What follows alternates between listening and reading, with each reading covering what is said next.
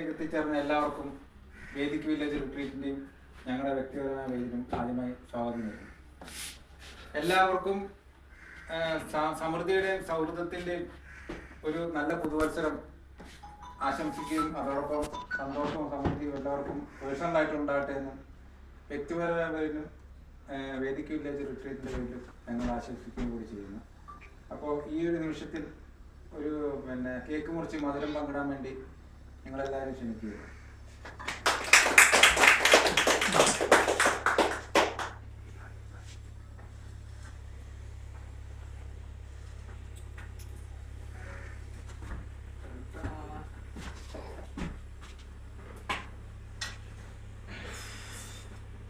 അയ്യോ ഒരു സംഖ്യനോട് ജില്ല